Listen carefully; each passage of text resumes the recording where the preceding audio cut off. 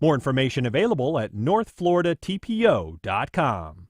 High Tide Burrito, since 2009, offers catering for office luncheons featuring handcrafted Jack's Mex burritos, tacos, chips, a variety of fresh salsas, and queso. Located at Ortiga's Sadler Point Marina or hightideburrito.com/catering. This is WJCT News 89.9 Jacksonville. Up next, national and local news from NPR and the WJCT News team.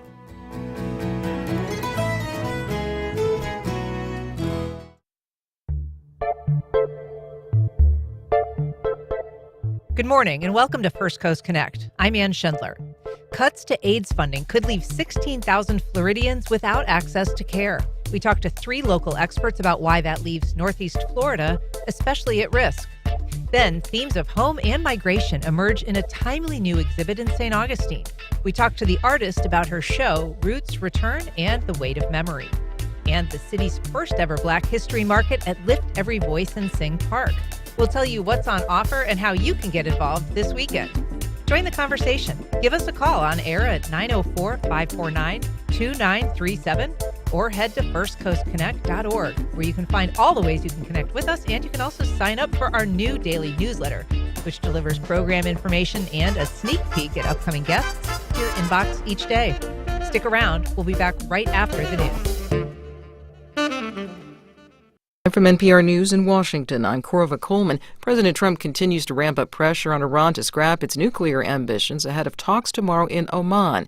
NPR's Franco Ordonez reports on the president's latest remarks to NBC News. President Trump issued another warning to Iran's supreme leader, saying that bad things will happen if he tries to restart Iran's nuclear program.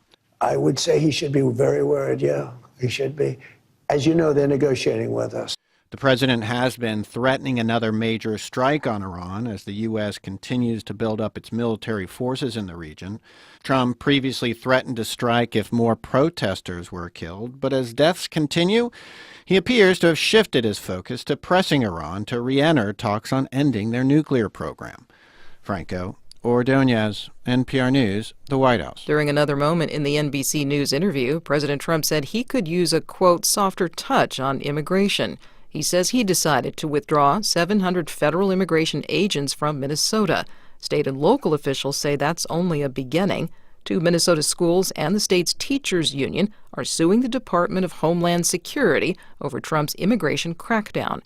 From Minnesota Public Radio, Elizabeth Schockman reports. The complaint was submitted by the Fridley and Duluth school districts as well as Education Minnesota.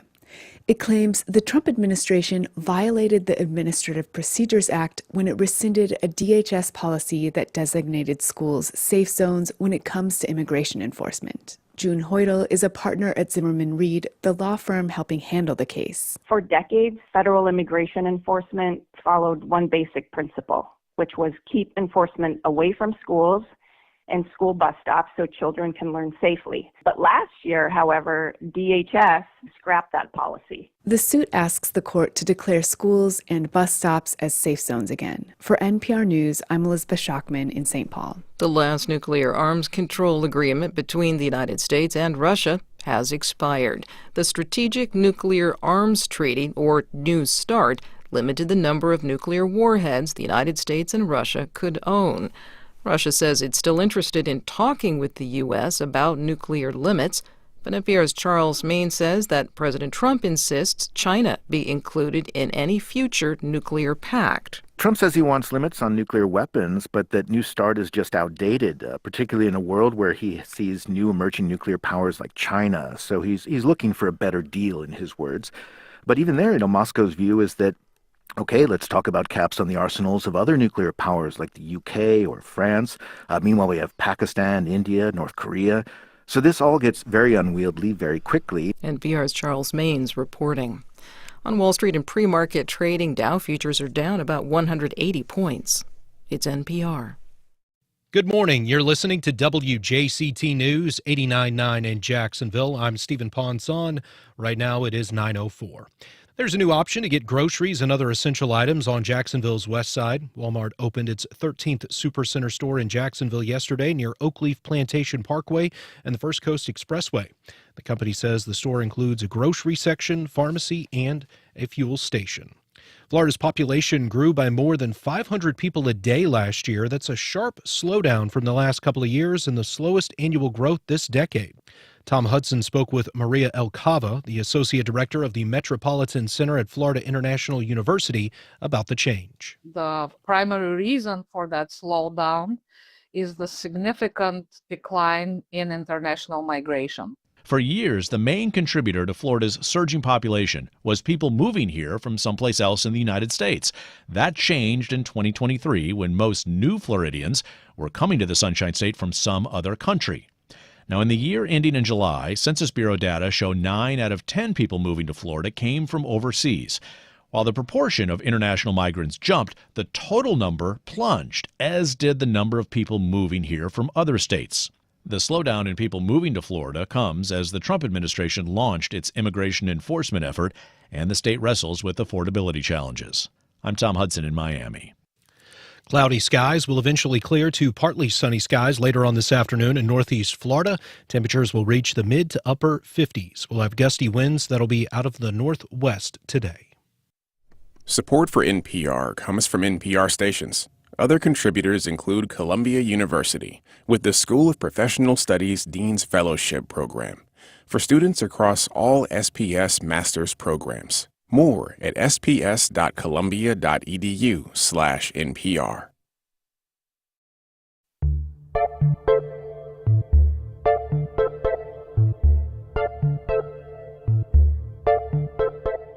Support for First Coast Connect is provided in part by Baptist Health and North Florida TPO. Welcome to First Coast Connect. I'm Ann Schindler. Today, the State Department of Health slashes funding for HIV and AIDS care.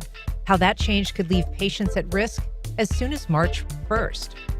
Later in the program, an Afro-Caribbean artist explores themes of memory and the diaspora in her new St. Augustine exhibit. But first, advocates fear sweeping cuts to state AIDS funding could defeat the goal of keeping patients healthy, undetectable, and alive. Here to discuss it, we're joined by Dr. Mobeen Rathore, founding director of the University of Florida Center for HIV/AIDS Research, Education, and Service. Dr. Rathore, good morning. Good morning. Thank you. We're also joined by Justin Bell, advocate, CEO, and founder of Friends of the Quilt, and chair of the Northeast Florida World AIDS Day Committee. Justin, thank you for being here. Good morning, and thank you for having us.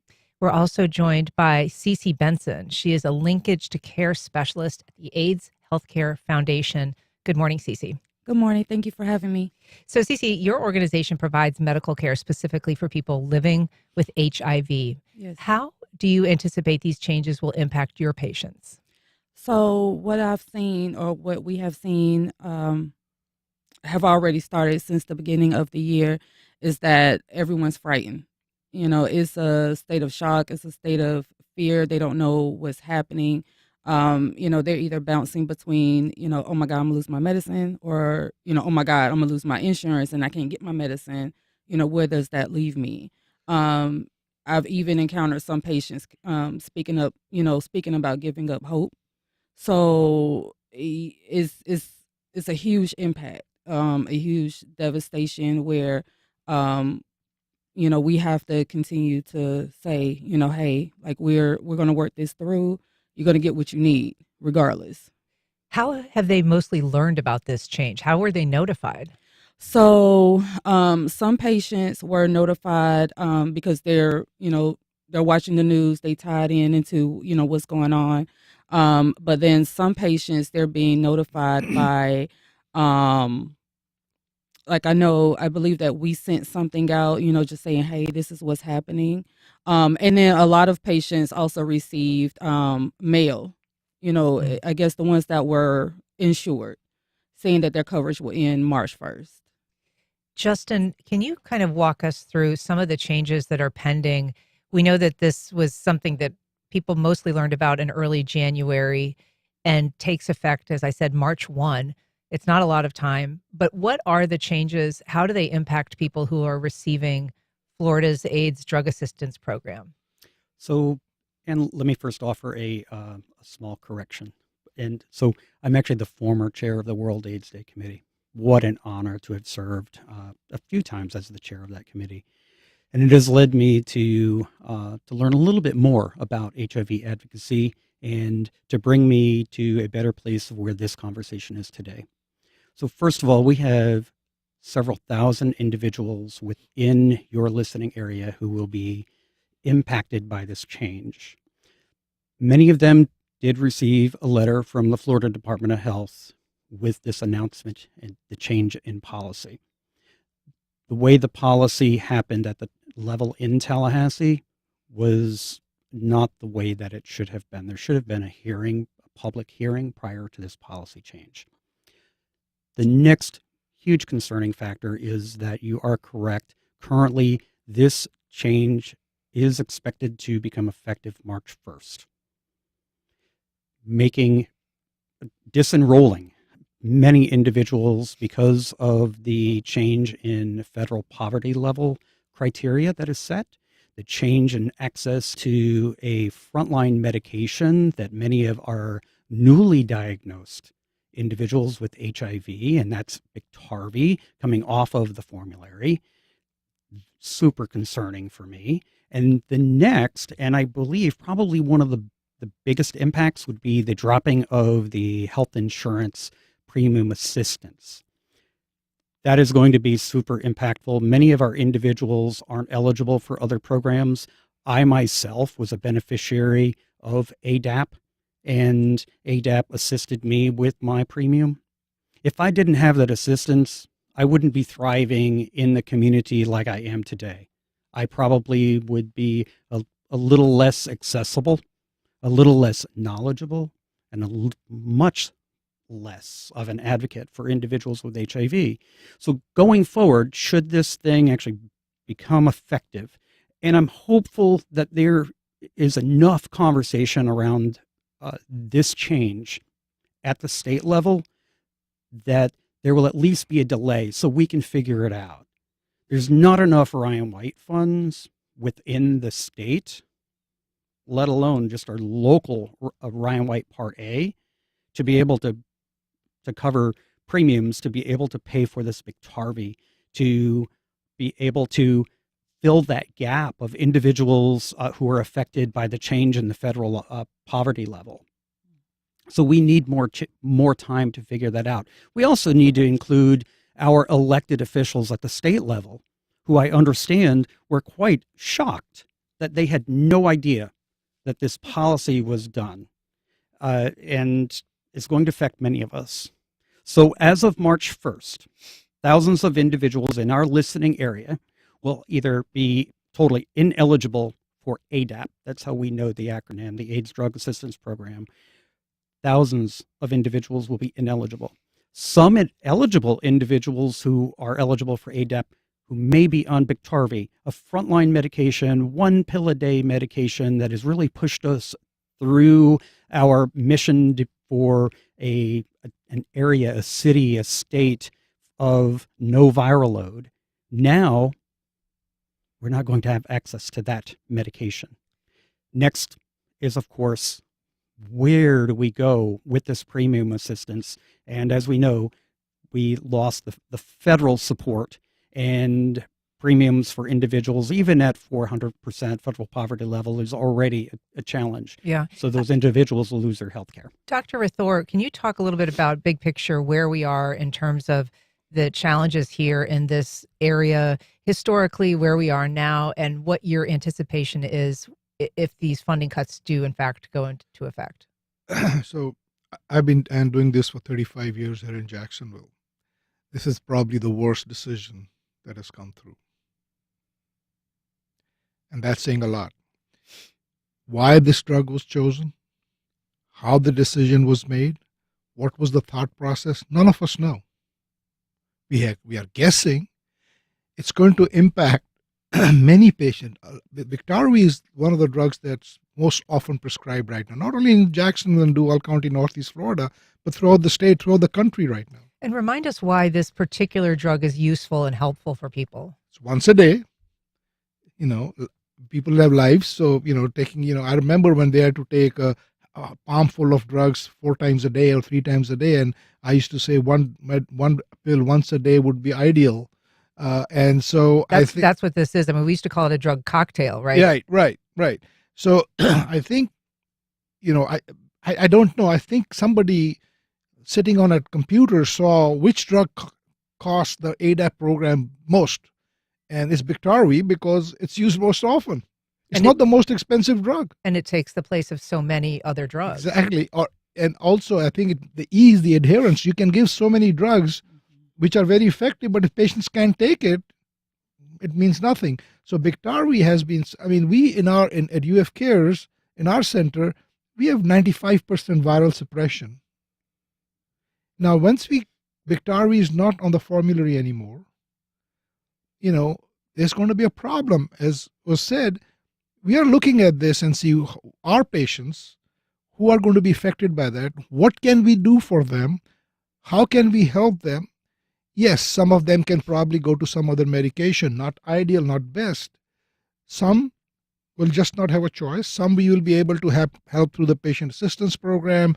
Hopefully, I'm hoping that Ryan White Part A through the city of Jackson would allocate some funds. But as Justin said, they're not going to be enough. So I think switching, Biktarvy is not the most expensive drug on ADAP formulary, but it's probably the one that's used most commonly. And so its costs are, and there's a good reason for that. I think it's short-sighted. That 95% viral suppression that we have reached is very important because it keeps patients out of the emergency departments, out of the hospitals, gives them, they can keep on going to work. They can be a productive member of the society.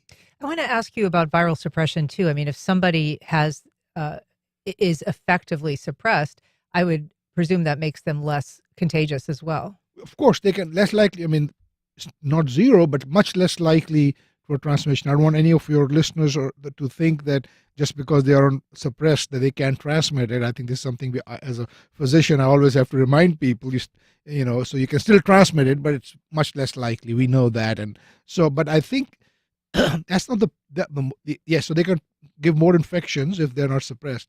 But think about these patients who are not going to get Biktarvy and may not be able to either immediately or in short run or long run not be able to get the medications. They're going to get sicker. They're going to show up on ERs. Somebody has to pay for it. If ultimately it's all of us. But that's why it's short-sighted. It's a penny wise, pound foolish. You don't think in the long term this will be a cost savings because of the trickle-down impacts of people getting sicker? I don't think so. You're getting sicker. They're going to admit it. They won't be able to keep up their jobs. If you are an hourly wage worker and you can't go to work, not only you lose your income, but that business is going to have some loss also. This is a trickle-down effect that's going to impact. In my opinion, currently, other than trying to remove the vaccine requirements for school, this is probably the worst decision that has come from Tallahassee. So one of the things that is changing, not just the formulary and what drugs are available, but also the aid for people to be able to either pay for insurance or offset some of those costs. And these pills that we're talking about, or some of these medications, as you mentioned, can be very expensive. Some patients will pay as much as $5,000 a month for their medications. But this new change in income eligibility is going to make people, for instance, there was an article written about a woman in Ocala who has an income of about $3,800 a month. Her medication costs her $5,000 a month. So there is literally no way that she'd be able to afford it, but she no longer meets those income guidelines. Is that something that you're seeing in your own clients, Cece? Yes. I actually had a conversation with a case manager the other day, and she told me she actually broke down the cost point, as far as, going from a 400 FPL to 130 FPL, that's about $20,000. The FPL being the federal poverty right, level. of course. So, when she said it to me, I'm like, $20,000 a year, like, how, like, no one can live off that regardless of a diagnosis, regardless of an illness. And that's basically the new threshold for receiving aid through this program would be you'd have to make $20,000 a year or less as an individual Right. in order to qualify. Right. And anything above that, you would not. Right. So then, from, my point of view, is not, it impacts everybody, folks that are receiving Social Security to people that are just trying to make ends meet. And so, yeah, it's a very scary thing, and it's hitting close to home, for a lot of patients. Even taking a look at myself, very privileged to even be able to have a job, be able to afford the medicine, and not even, to afford the insurance that pays for my medication. I'm very privileged within that space, but a lot of our patients are not. If you're just joining us, we are talking about the impact of large cuts to the state's HIV/AIDS care programs. If you or someone you know is impacted, we'd love to hear from you. You can give us a call at 904-549-2937. You can also go to First Coast Connect to find all the ways you can connect with us. And of course, we welcome your calls and questions. We've got a call from Wells on the South Side. Good morning, Wells. Go ahead. Good morning, Ann, and good morning to your guests. I just want to point out an observation on these cuts. These cuts are being made to cover the massive tax breaks that have been given to the wealthy. And people will die and people will suffer. And nothing has been done under this administration in the past year to improve the lives of Americans. And I don't hear many solutions coming from either party, the Republicans or the Democrats. So I would just like to put that in there about why people will be suffering. It's to make the wealthy wealthier. Thank you. Thanks, Wells. We also have a call from Daryl in St. Augustine. Good morning, Daryl. Go ahead. Hey, good morning, Ann, and good morning, all. Your guest there just made a very salient point that applies to not only this event, but also the entire health industry. Sick people are a liability to our community and to our country. Healthy people are an asset, and that's just purely economic terms. And that's sad, but that's it. So keeping these people healthy, they can keep working, they continue to pay taxes, they continue to buy things and stimulate our economy. If they're sick, they are a liability that us as a community and us as a country have to pay for. Unfortunately, with the privatization of and for-profit healthcare system we have, the health insurance industry and the hospitals make a profit from keeping people sick. And that's not what's done in every other country. And I find it abhorrent that people are profiting from the sick. Daryl, thanks so much for your comments.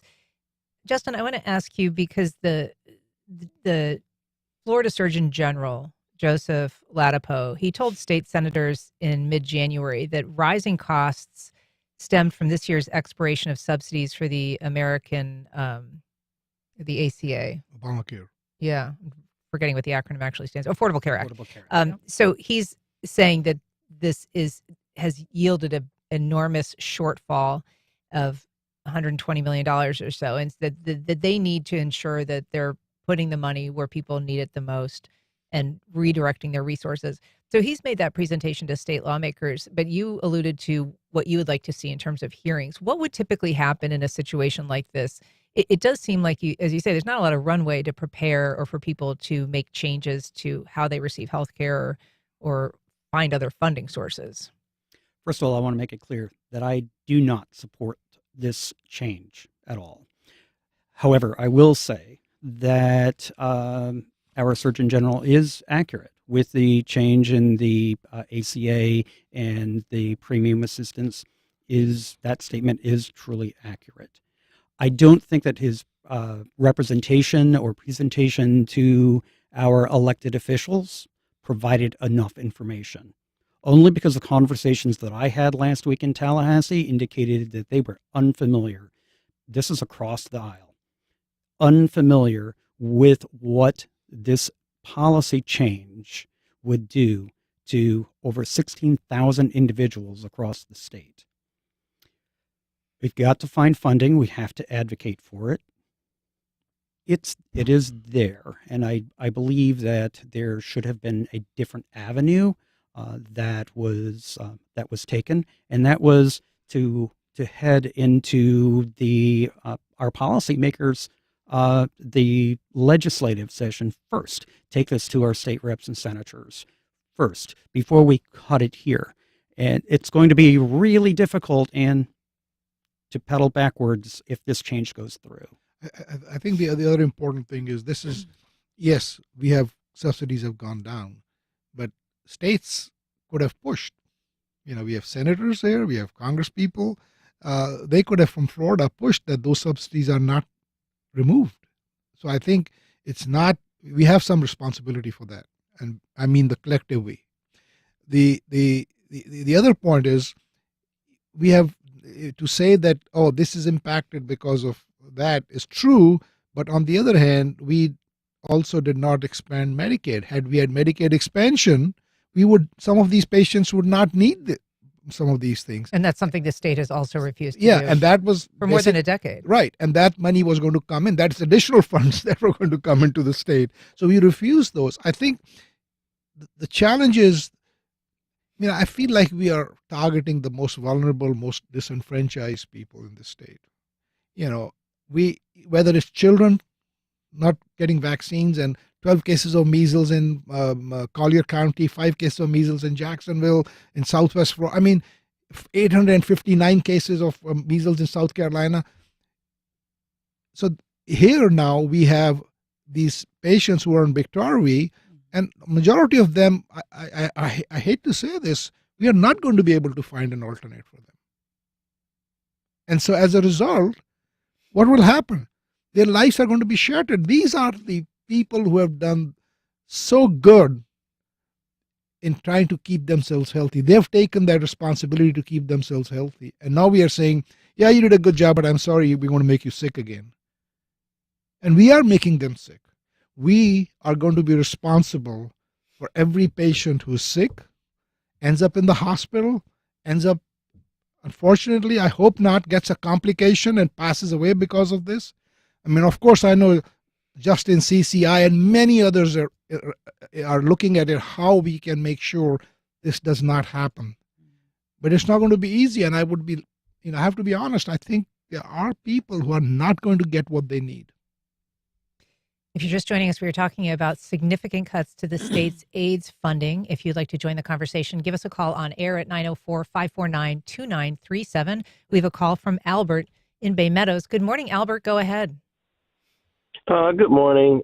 Thanks for having me on. First off, Doc, want to just say thank you for all that you do. HIV is near and dear to my heart. I had some people in my family, unfortunately, succumb to the virus. And then I have a couple of folks in my family who've been able to maintain on Biktarvy.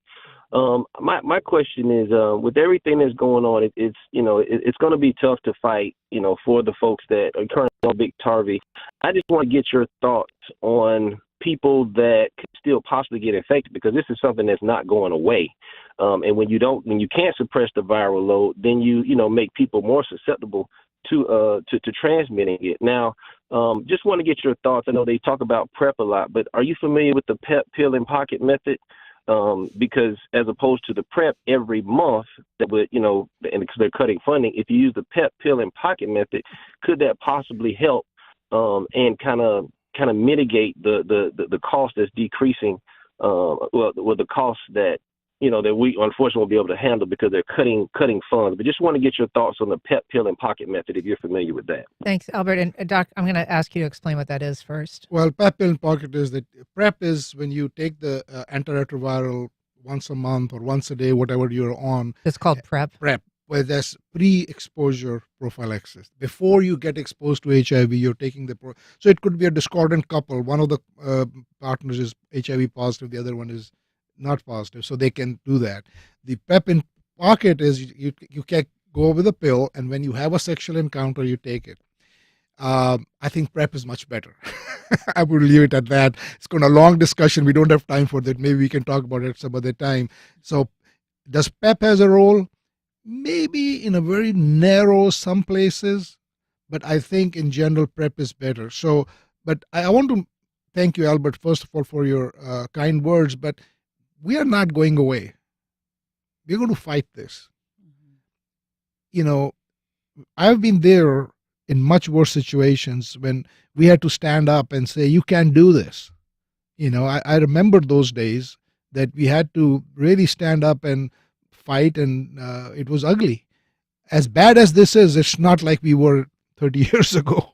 But to get back to that, I talk about the post-vaccine era, because of this is going to be post-HIV treatment era almost. I mean, we're going to, when in 96 the cocktail was first approved, we jumped up and down. Now you're saying, oh yeah, that was great, but we're not going to do it. Justin, you've worked in advocacy for decades, both on policy matters and access. But this, to the doctor's point, is a community that has a long history of having to fight for healthcare. How does this announcement rank in terms of recent challenges on that front? Oh, we are fighting.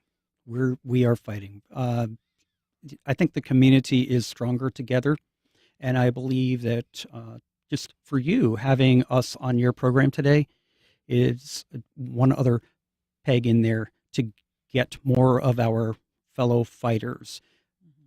We need everyone at the table for this change. As Dr. Rathore has alluded to, this is the most negatively impactful policy that we have faced.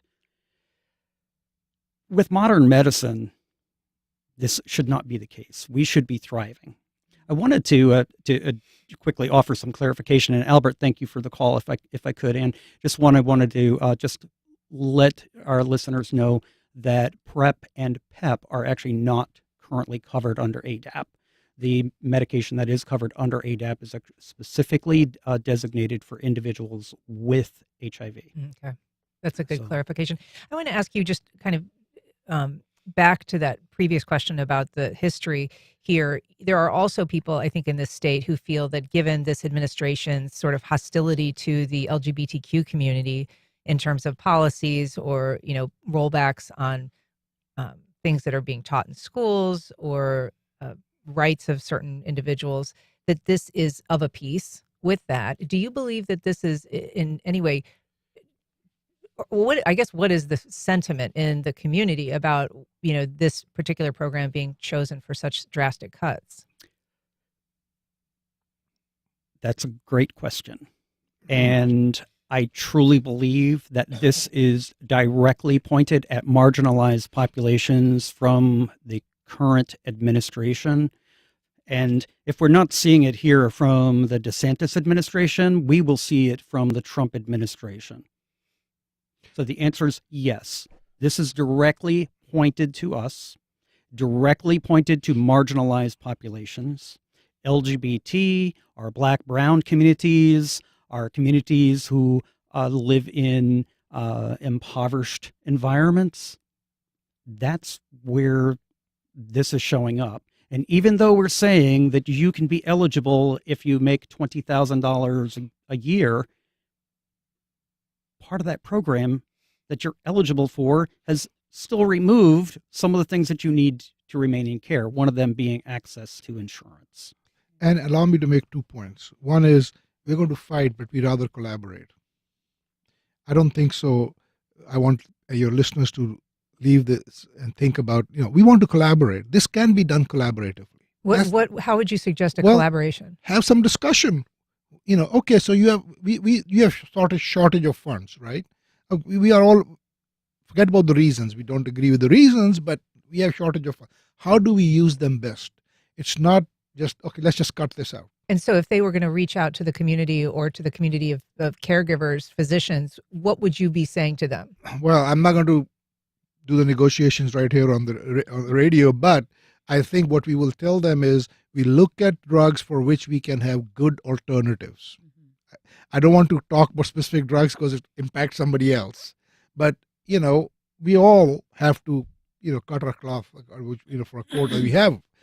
So we have what we have. I'm not happy with what we have, but we can work on that. That's one thing. So we want to collaborate. We do not want to fight. The second part, the LGBTQ community may be targeted, but we forget the most people who are getting infected are heterosexual. So let's talk a little bit about that because, I mean, it is worth noting that this is something that is often thought of as a disease of the LGBTQ community. And perhaps at one time it mostly was, but that's no longer the case, Cece. And so can you talk a little bit about just the patients that you're seeing and the infections that you're seeing and who your clientele is? So, I mean, if you look at the statistics, it's, Black and brown communities for sure. And then, folks that are, that identify as LGBTQ. However, what I like to tell anyone and what I will shout from the mountaintop is that if you're engaging in sex, you are at risk. So, people have kids, people are married, so it's everybody's issue. It's everybody's disease. I mean, our patients that we see, at AHF, young, old, in between, heterosexual, same sex, it doesn't matter. At this point it doesn't matter. So, it's more of a, like, I like to push the narrative that, testing, and for those that have been or are living with HIV, to take their medication, but now we're facing the issue where it may not be available. So then again, like I said, everybody's at risk. So the other risk that we did not, and if I don't say this, I would not be true to myself. I'm a pediatrician. Pregnant women. Yeah, I was going to say, I mean, when you talk about, an increase in your viral load, right now we've gotten pretty good at preventing it from spreading to newborns. Yes. But what is the situation there? What's needed to maintain that? Well, so we have not had a single case of HIV-infected newborn born to a pregnant, HIV-infected pregnant woman in our practice since 1998. Wow. Before that, it was about 25 babies every year. So we have been able to, quite a few babies have had a life without HIV infection. And in large part, we have been able to achieve because we can keep the HIV infection suppressed in the pregnant women. That's very important. We give them the perinatal protocols, but it starts with HIV being suppressed in pregnant women. And a lot of our women are on Biktarvy. And we will have to make choices here when we have limited funds. Who we give Biktarvy to?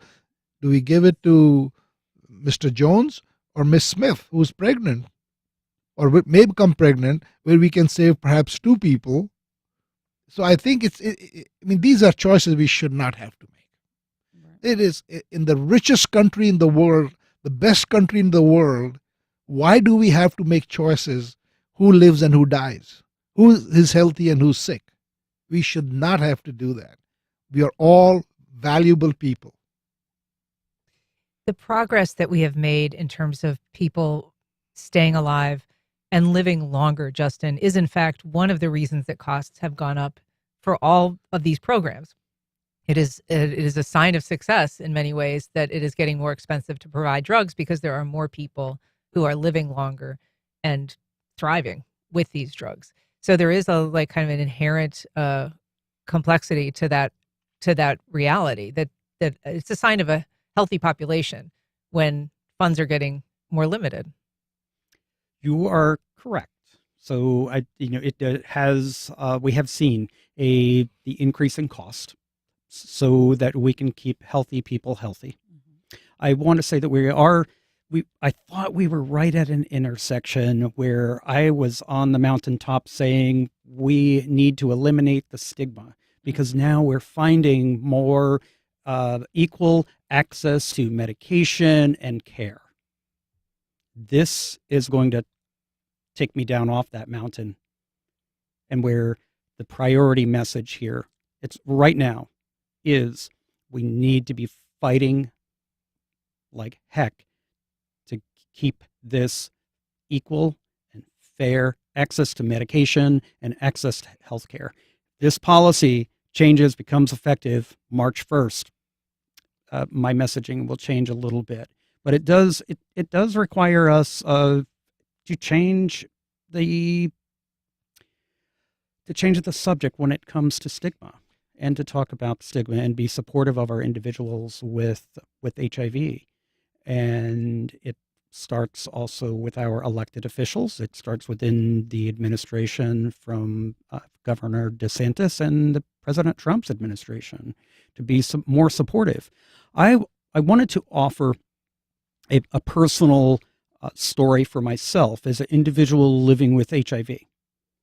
I hate using that term because if I weren't living, I would be deceased. I was almost there. And it was because of access to medication and healthcare. When Dr. Rathore first met me, I was in a wheelchair just coming out of hospice. While I identify as an individual from the LGBT community, my mode of transmission was actually a medical transmission. It doesn't have to be sexual. It doesn't have to be needle sharing. This policy needs to be stopped. I am hopeful there is a administrative law judge who is going to host a hearing on, I believe it's February 17th, and then offer a ruling. I'm not sure what that will look like after the ruling, but about a week later, he will offer a ruling on this. And that's challenging this. And that's challenging the pullback. policy. And I think mostly, though, Ann, is that they went about this policy the wrong way. Usually when the Florida Department of Health has a policy change, they have public hearings. That did not happen. Mm-hmm. Let me qualify one thing, Ann, because again, it's very important that your audience, your listeners know this. Yes, there is expense for taking care of the patients with HIV, but what we know is, we haven't done those studies recently because it's not necessary.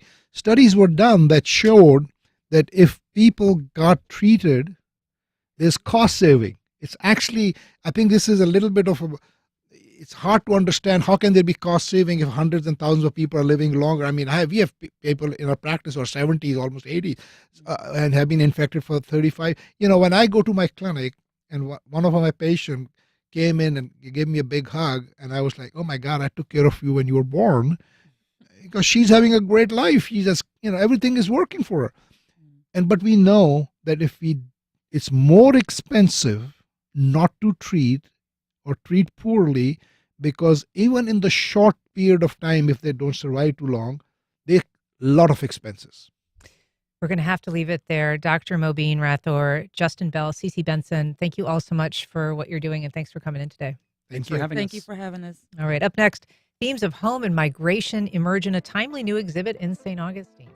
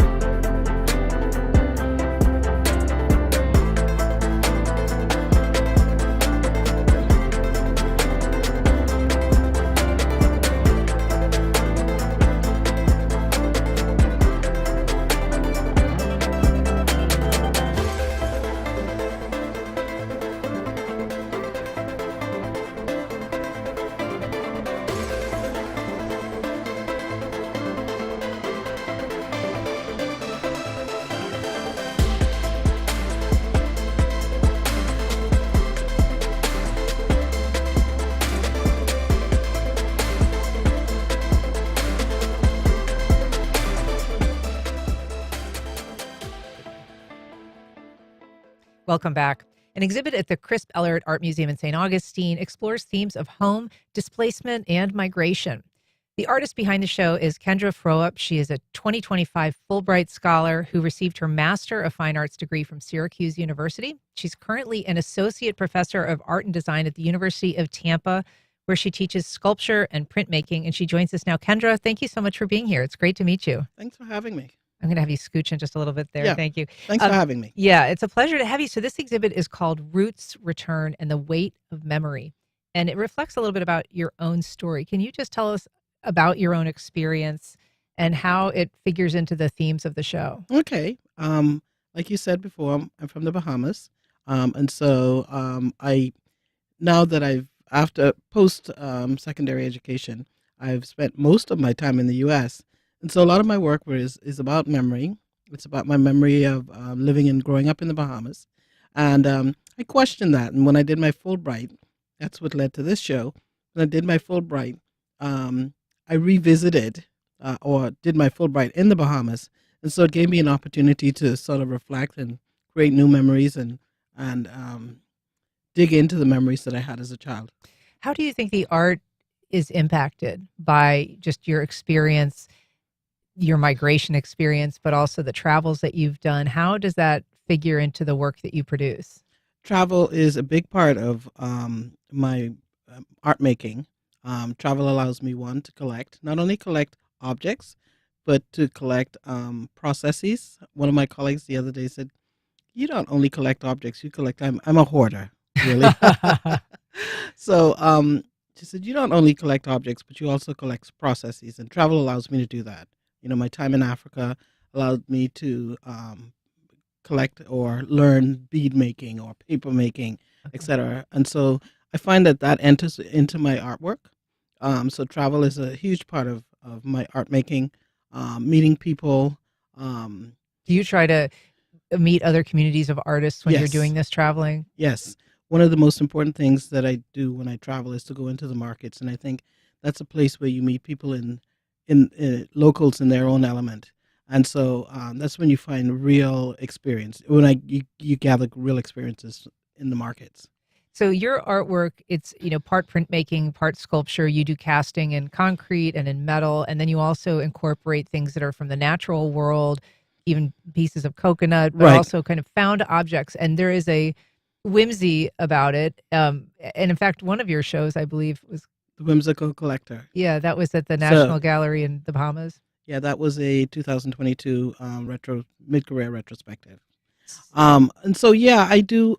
Like I said, I'm a collector or a hoarder, however you want to title that.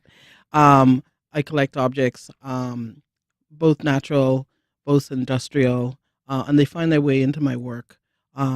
It's not always linear. When I say that, I mean it's not always a direct story, or they don't always connect to each other. Each work doesn't always connect to each other, but they somehow find their work. My nature is I'm whimsical.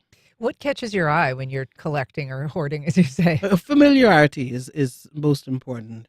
I like things that I can relate to. Also, I think there is a sort of crude, rough quality that I look for. I like rust. I like worn, weathered, tattered. Mhm. I like to give it new life. Mm. And so that's something that I'm totally attracted to. And is that something that's like a metaphor that you think about consciously, kind of giving something new life, or is it just sort of happenstance? It's a little of both. Like I said, I'm from the Bahamas, and when I look at the culture, it's changing. And I take pictures often when I go.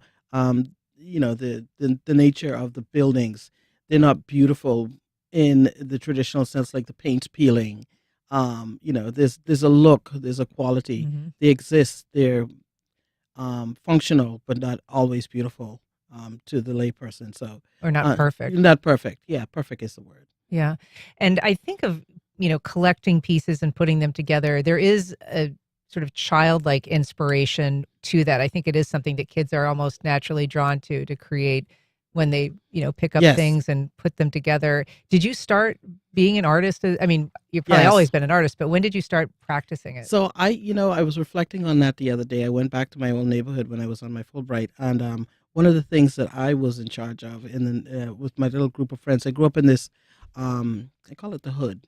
I grew up in Yellow Elder, and with a close knit group of friends, and in playing dollhouse, I always constructed the house.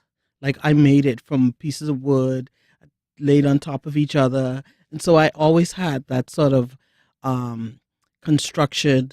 My dad was a contractor. Construction slash whimsy and way of putting things together.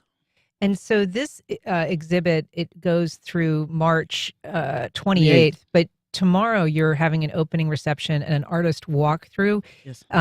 What is it that you will anticipate that will look like? So I anticipate people, the work is, you can tell it's from the same artist. It's all cohesive, but it's different. Some of it's printmaking, like you said, some of it's sculpture.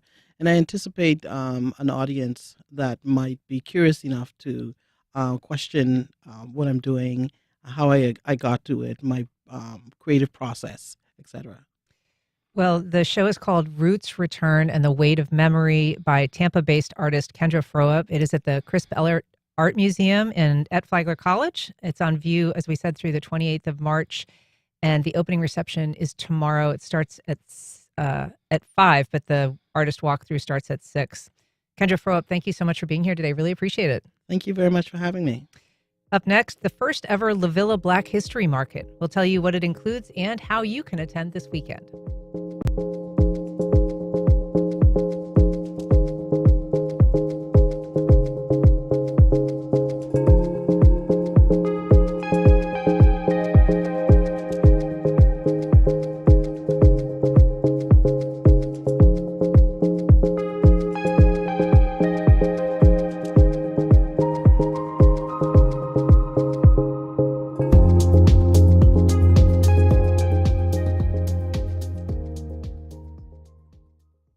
Congaree & Pen, dedicated to agriculture and culinary endeavors, offering field-to-fork dining and outdoor experiences on over 300 acres. Sip, dine, explore. Information at congareeandpen.com.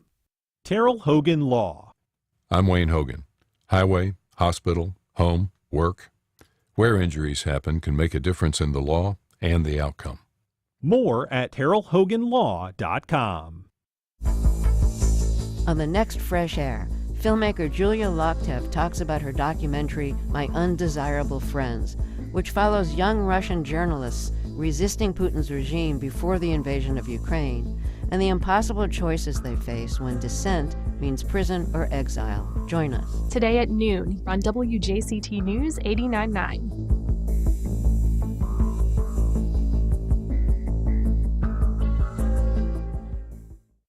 Elon Musk, Google co-founder Sergey Brin, and Wall Street billionaire Leon Black all identified as Epstein associates in the latest release of millions of documents from the Epstein files. Survivors and critics say it's only the beginning. We won't be satisfied until we get the names of Jeffrey Epstein's co-conspirators and the names of the men who were protected. That's on the next On Point. Today at 11 on WJCT News 89.9.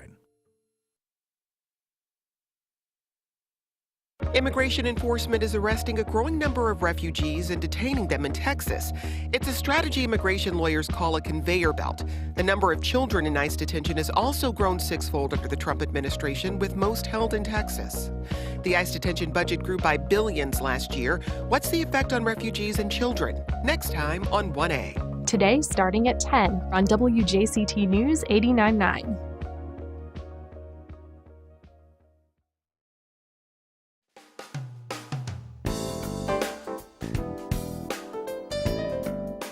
Welcome back.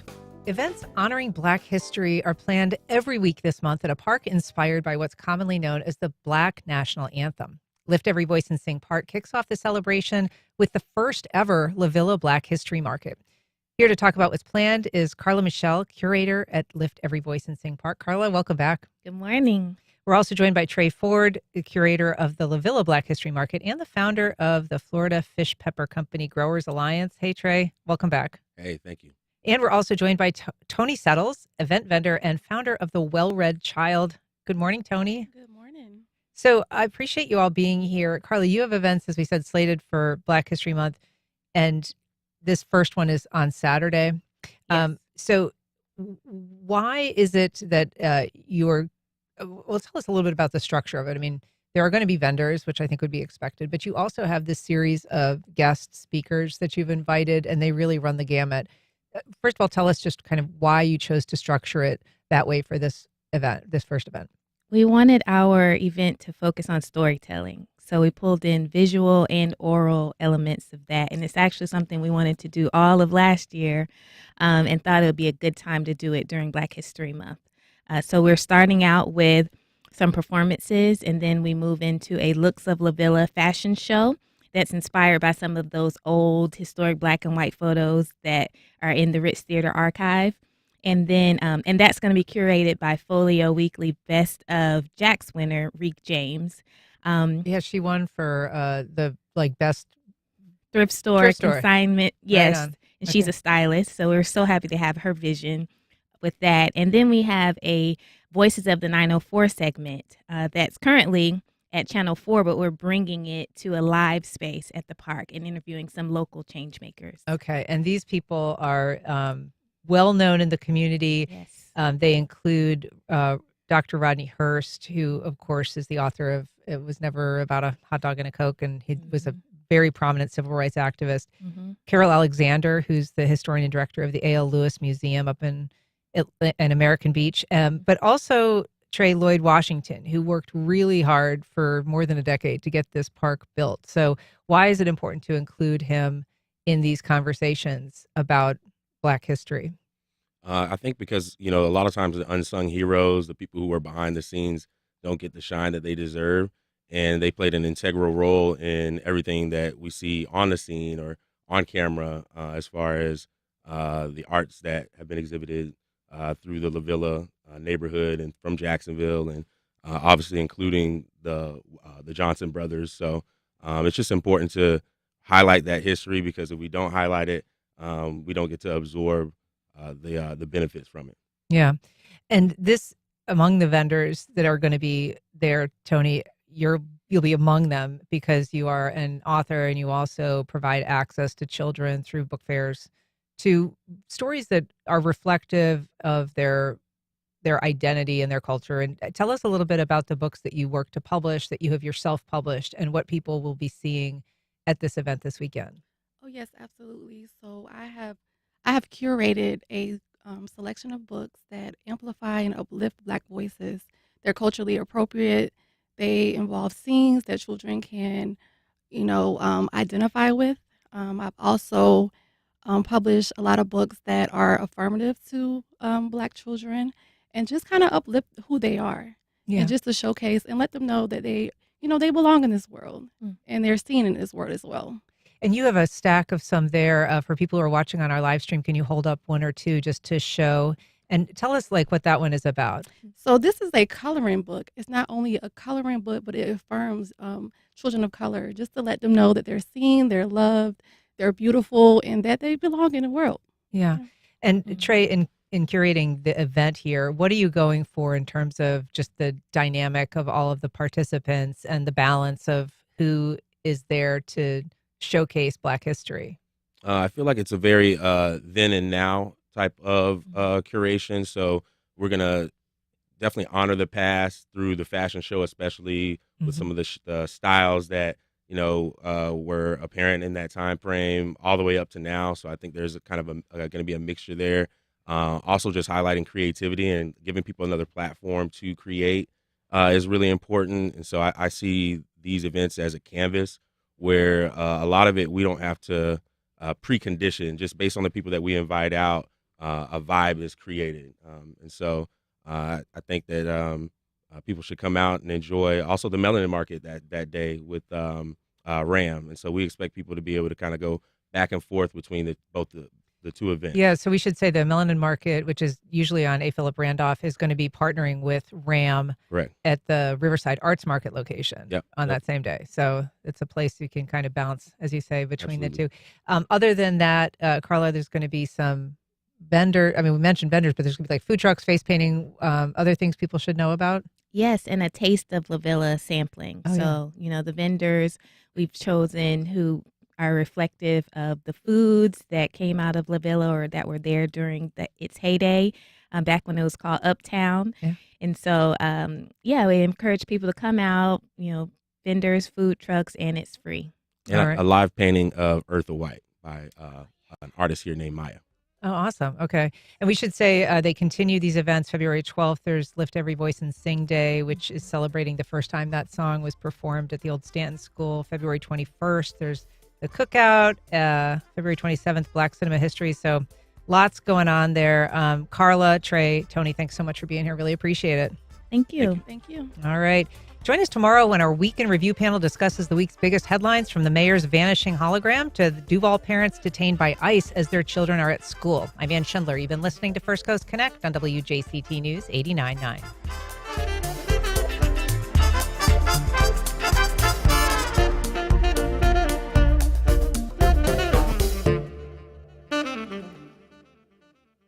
Support for First Coast Connect is provided by Baptist Health and the North Florida TPO.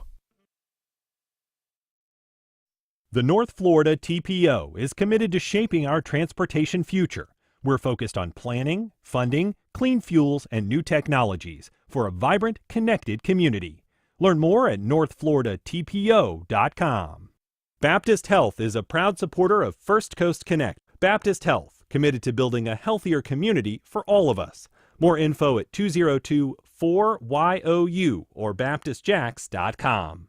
Clay Today is a multimedia publication offering Clay County residents information on news, sports, business, and community updates. More information and details at claytodayonline.com, Clay Today 904 on Instagram, and Clay Today newspaper on Facebook. This is WJCT News.